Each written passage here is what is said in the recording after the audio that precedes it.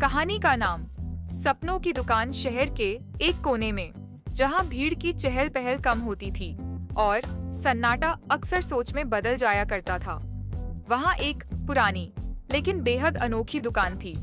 रामू की सपनों की दुकान। बाहर से देखने पर यह दुकान किसी कबाड़ी की दुकान जैसी लगती थी। टूटी खिड़की, लकड़ी की पुरानी मेज और दीवारों पर समय की धूल जमी हुई। लेकिन अंदर कदम रखते ही एक अलग दुनिया मिलती। दीवारों पर लटकते रंगीन कांच के बोतलें, जिनमें तरल नहीं भावनाएं भरी थीं। कुछ बोतलें हल्की चमकती थीं, कुछ धुंधली थीं और कुछ बिल्कुल काली, जैसे कोई दुख की नदी उनमें बंद है। दुकान का मालिक था रामू, एक मध्यम आयु का आदमी जिसकी आंखें थकी हुई लगती थीं, पर हर मुस्कान में अपनापन था। कोई ज्यादा बात नहीं करता था वो, पर जब बोलता था लगता था मानो शब्द सीधे दिल में उतरते हैं। इस दुकान में कुछ बिकता नहीं था जो आप छू सकें, लेकिन बहुत कुछ मिलता था जो आपको अंदर से बदल देता था। लोग आते थे। एक लड़की आई जो डॉक्टर बनना चाहती थी। रामू ने कहा, ये लो मेहनत की नीली बोतल, हर सुबह एक बूंद पी लेना, सफलता का स्वाद मीठा लगेगा। एक लड़का आया जो ब्रेकअप से टूटा हुआ था।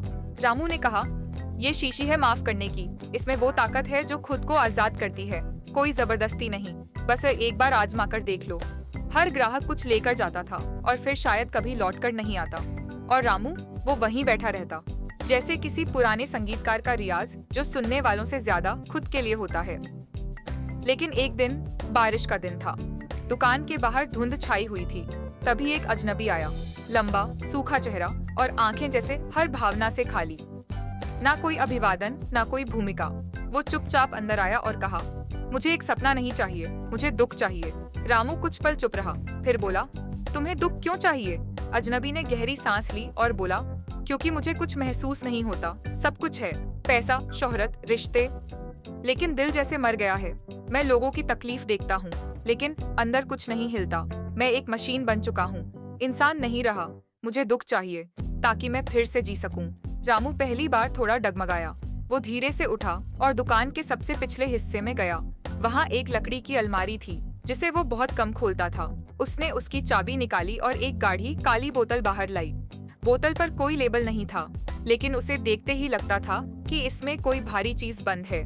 रामू बोला, इसमें उन मजदूरों की सांसें हैं जो दिन रात बिना शिकायत काम करते हैं। उन औरतों के आंसू हैं जिन्हें कोई सुनता नहीं। उन बच्चों के सपने हैं जो पेट भरने में ही खो जाते हैं। इसे पीने से तुम टूटोगे, पर शायद फिर से बनोगे इंसान की तरह। अजनबी ने बोतल पकड़ी। उसकी उंगलियां कांपी, लेकिन उसने कुछ नहीं कहा। वो चला गया। समय बीतता गया। कई मौसम बदले। दुकान चलती रही, लेकिन रामू को उस अजनबी की आंखें याद थीं, खाली, जमी हुई। 6 महीने बाद एक शाम, जब दुकान लगभग बंद हो चुकी थी, वही अजनबी लौटा। लेकिन इस बार उसकी चाल में अजीब सा सुकून था।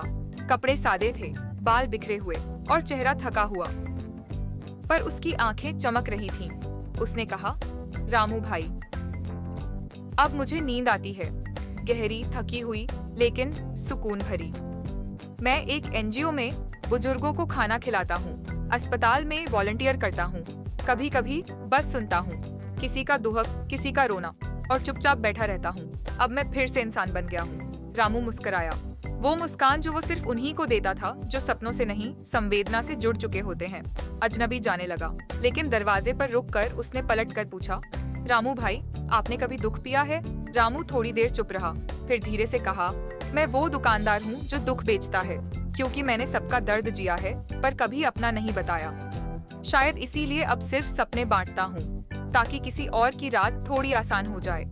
अजनबी चला गया और रामू फिर बैठ गया अपनी छोटी सी दुकान में, सपनों की बोतलें सजाते हुए, क्योंकि कहीं न कहीं कोई और भी आ रहा होगा जो सिर्फ सपना नहीं, इंसानियत ढूंढ रहा होगा। ऐसी और मजेदार कहानियों के लिए चैनल को जरूर सब्सक्राइब करें।